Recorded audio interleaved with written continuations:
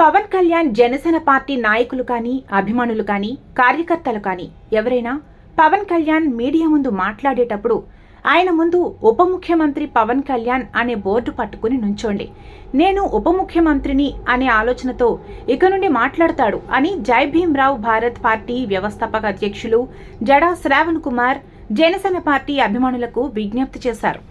ఒక ఉప ముఖ్యమంత్రి స్థానంలో ఉండి ఈ విధమైనటువంటి ఇమ్మెచ్యూర్డ్ స్టేట్మెంట్స్ ఇవ్వటం, ఇమ్మెచ్యూర్డ్ మాటలు మాట్లాడటం, వార్నింగ్లు ఇవ్వటం, నీ స్థాయికి తగ్గట్టు బిహేవ్ చేయకపోవటం ఒక వ్యవస్థని అవమానించినట్టు పవన్ కళ్యాణ్ గారు గుర్తుపెట్టుకోండి.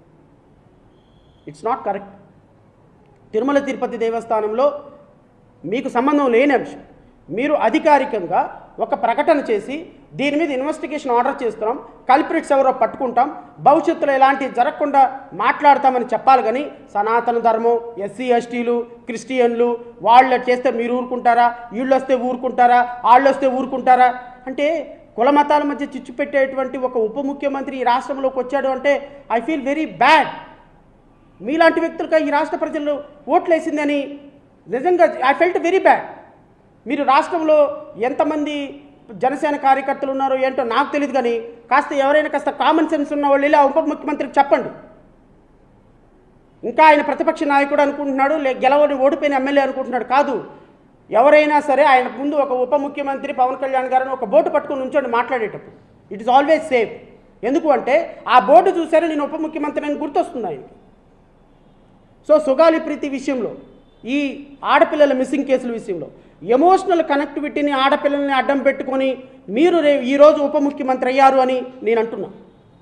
ఎస్, ఆడపిల్లల విషయాన్ని అడ్డం పెట్టుకొని ఈ ఆడపిల్ల సుగాలి ప్రీతి విషయంలో న్యాయం చేస్తానని చెప్పి తుర్రమని పారిపోయినటువంటి పిరికి పందలాగా సిబిఐ ఎంక్వైరీ ఆర్డర్ ఉన్నప్పటికీ కూడా ఆ పాపకి సిఐడి ఇన్వెస్టిగేషన్ చేయించి సిఐడి ద్వారా అబద్ధాల పునాదుల మీద కట్టినటువంటి పవన్ కళ్యాణ్ గోడని ఖచ్చితంగా కూలగొట్టి తీరాల్సిందే, నో డౌట్. ఇలాంటి వ్యక్తి ఖచ్చితంగా రాష్ట్రానికి, రాష్ట్ర ప్రజలకి చాలా చాలా బ్యాడ్ సిగ్నల్ వెళ్ళే అవకాశం ఉంది. కాబట్టి ఖచ్చితంగా నేను పవన్ కళ్యాణ్ గారి విషయంలో మరొకసారి నేను వారిని కోరుతున్నా, దయచేసి మీరు ఇప్పుడు మిస్ అయిన కేసుల విషయంలో పట్టించుకోండి. గత సంవత్సరం మిస్ అయిన కేసులు మీరు అన్నట్టుగా 20,000 మంది అమ్మాయిలను తీసుకురండి. ఎక్కడ ఉన్నారు, ఎవరు అమ్మాయిలను తీసుకొచ్చి ప్రజలకు అప్పచెప్పాలని డీజీపీతో రివ్యూ మీటింగ్ పెట్టి దీని మీద ఒక స్పష్టమైన ప్రకటన చేయాలి. చేయకపోతే 5 సంవత్సరాల పాటు నేను ఇదే మాట్లాడతాను.